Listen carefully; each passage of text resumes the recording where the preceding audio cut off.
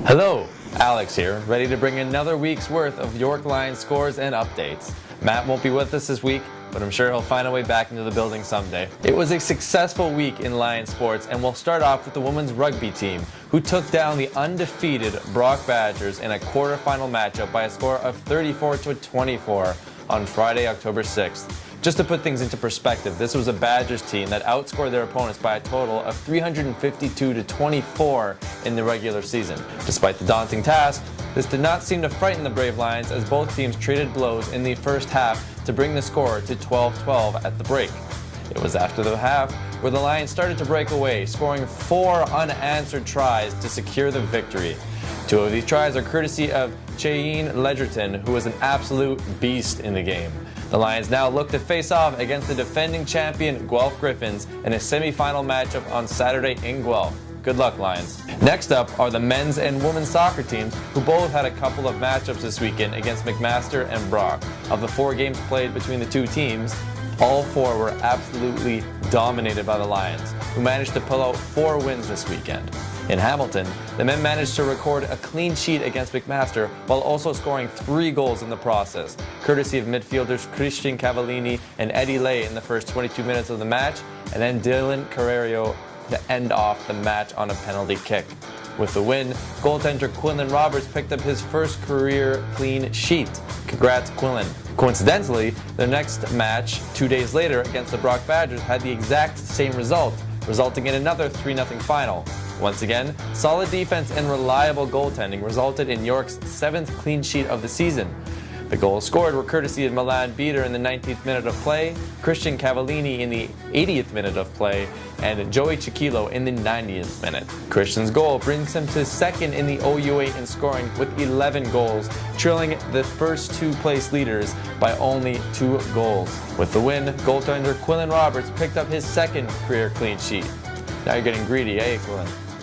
With the victories, York now holds first place in the West Division with 31 points. The women had an equal amount of success that weekend, starting off by defeating the McMaster Marauders by a score of 2-1.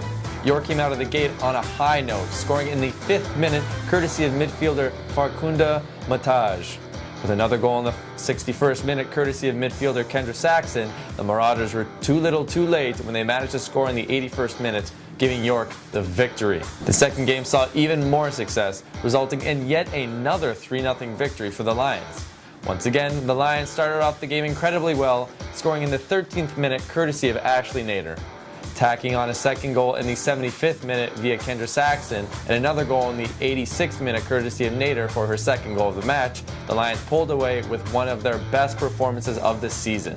With the victory, goalkeeper Tamara Orlando picked up her first clean sheet of this season. Next up, the Lions play host to the Algoma Thunderbirds for a weekend doubleheader at Alumni Field. For the men, kickoff starts at 1 p.m. on Saturday and Sunday. For the women, kickoff starts at 3:15. Next up, we have the Lions football team, who fell to the defending champion Laurier Golden Hawks by a score of 53-31.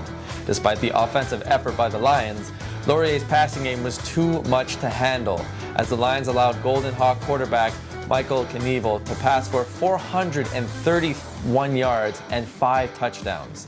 The first half was all Golden Hawks, who managed to score 3 touchdowns, including an 80-yard touchdown pass from quarterback Knievel to receiver Curley Gittens Jr. It was in the second half where the Lions offense started to come alive, scoring 3 touchdowns of their own, including a thrilling 96-yard kickoff return by Lion Kadeem Hemmings.